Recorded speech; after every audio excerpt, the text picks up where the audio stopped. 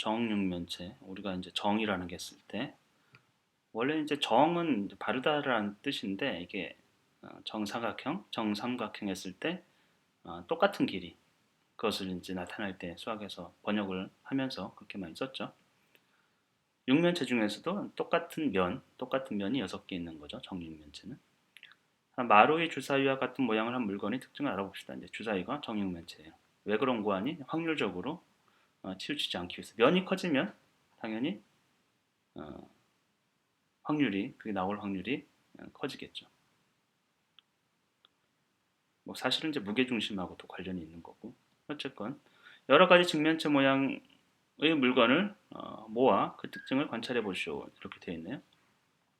그래서 분홍색 도화지 이렇게 있죠. 분홍색 도화지가 있고 여기는 이제 노란색 도화지가 있어요. 분홍색 도화지 위에 놓인 직면체 모양과 노란색 도화지 위에 놓인 직면체 모양의 같은 점을 이야기해 보시오. 여기에 놓인 직면체와 여기에 놓인 직면체의 같은 점. 아이들은 뭐라고 할까요? 이제 5학년쯤 되면은 거의 이제 획일적인 교육에 익숙해져 있어가지고 정답을 자꾸 찾으려고 해요. 예, 그렇죠. 뭐 아까 얘기했지만 꼭지점이 몇 개고 모서리가 몇 개고 면이 몇 개다. 근데 이제 각기둥이란 말이에요. 일종의 정육면체도 사각기둥이죠. 그랬을 때 우리가 이런 것들을 뭐 뒤에서 나오긴 하지만 그럼 면이 몇 개일 것이냐? 면. 그다음에 모서리가 몇 개일 것이냐? 모서리. 그다음에 꼭지점이 몇 개일 것이냐? 이런 것들을 이제 사각기둥, 오각기둥, 육각기둥 이런 거에 따라서 우리가 아이들이 관찰해가지고 풀 수 있겠죠. 원리가. 왜냐하면 삼각기둥도 있을 거고요. 삼각기둥에는 면이 몇 개 있어요. 위아래에다가 옆에 삼각형이니까 3개 있겠죠. 그래서 2 더하기 이제 3이 될 거고 사각기둥에서는 위아래가 이제 2 밑면이라고 하는데 2 위아래 2개 그 다음에 옆으로는 4개 있죠. 오각기둥에서는 위아래 2개에서 5개 이런 형태가 되겠죠. 이런 식으로 패턴화 돼 있단 말이죠. 모서리도 삼각기둥에서는 모서리가 몇 개가 있어요. 이런 이제 삼각기둥 우리가 얘기하는 거죠. 삼각기둥에서는 모서리가 이렇게 됐을 때 모서리 보면 위에는 몇 개 있어요? 위에는 3개, 또 밑에도 이제 3개 있죠. 그 다음에 옆에는 당연히 이제 3개 있죠. 이런 방식이죠. 삼각기둥에서. 사각기둥에서는 이런 사각기둥에서 보면 위에 4개, 밑에 4개, 그 다음에 옆에 4개. 그러니까 곱하기 3이 되는 거예요. 오각에서는 5 더하기 5 더하기 5가 될 것이고, 그렇죠? 오각기둥에서는. 이런 패턴들이 이제 보여지는 것이죠. 꼭지점은 위에 사각기둥에서는 위에 4개, 밑에 4개, 곱하기 2가 되는 것이죠. 옆면에서는 발생하지 않으니까 위아래로만 꼭지점이 발생하니까 이런 패턴들을 아이들이 실제 보면서 이제 관찰해야 되는 것이죠. 그것이 중요하지.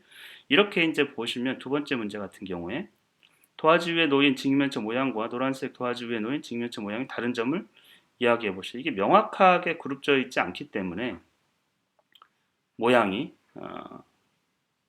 뭐 이 말 자체를 보시면요 이게 굉장히 다양한 어떤 이제 상자들이 있잖아요. 상자들이. 그런데 이것을 다른 점을 얘기해 보라. 다른 점을 이야기해 보라. 그럼 뭐라고 할 수 있을까요? 명확하지가 않죠. 이것들은. 우리는 어, 여기는 다 정사각형이 있고 여기는 정사각형이 아니냐. 그렇게 구별할 수 있는 게 아니잖아요. 왜냐하면 이런 직육면체가 훨씬 더 큰 개념이기 때문에 굳이 이렇게 포항관계지 이렇게 두 개가 집합적으로 보면은 어, 이렇게 이제 완전 두 개가 이제 공통 분모가 없이 이렇게 해서 구별된 게 아니고 한쪽에 이제 포함된 형태란 말이에요. 그래서 이렇게 직육면체, 정육면체를 이렇게 완전히 구별해 가지고 표현하는 것보다는 직육면체 안에 정육면체가 포함될 수 있는 그런 관계를 설정할 수 있도록 해주는 게 훨씬 더 좋죠. 근데 여기 보면 여기는 예를 들면 어, 아이들 입장에서는 이렇게 뭐라고 할 수 있을까요? 얘는 하나는 길쭉합니다. 뭐 근데 이거 자체도 공통의 특성을 어떻게 발견하기가 굉장히 어렵기 때문에 이 문제 자체를 좀 이해하기가 제가 볼 때는 문장 자체가 쉽지가 않고 불필요한 어떤 질문인 것 같고요. 도형의 이름. 그러니까 결국에는 이제 이거를 하려고 했기 때문에 의도가 안 좋다라는 거예요. 예. 답을 정해놓고 아이들한테 질문하고 결국엔 요거다. 이럴 필요가 전혀 없죠. 눈치를 자꾸 보게 되는 거예요. 그러니까 애들은 다 이제 익숙해져 가지고 정답이 있으면서 물어보는구나. 정답을 찾아야지. 정답은 정해져 있고 이렇게 되는 것이죠. 정해진 답에서는 생각을 물을 필요가 없어요. 열린 질문을 할 필요가 없고 열린 질문을 하려고 하면 답도 다양하게 수용될 수 있어야 가능한 것이죠. 정사각형 모양의 면 6개로 둘러싸인 도형을 이제 정육면체. 그렇죠? 정은 똑같은 크기라는 뜻을 가지고 있으니까 면 6개가 다 똑같은 크기. 정육면체를 관찰한 후 특징을 조사해 보시오. 면이수, 모서리수, 곡시점이수 다 똑같잖아요. 그렇죠? 이거는 뭐 이미 직육면체 할 때 했어야 되는 것이고요.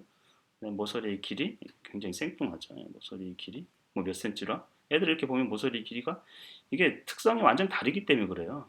수 넘버를 하다 갑자기 길이 전혀 다른 속성을 쓰라고 하는 것이죠. 그러니까 안 맞는 표에 이런 자체가 표 자체가 우리가 표에 칼럼이나 셀에 뭔가를 정보를 기입할 때는 어, 동일한 어떤 애티튜드를 가져야 되는 것이죠.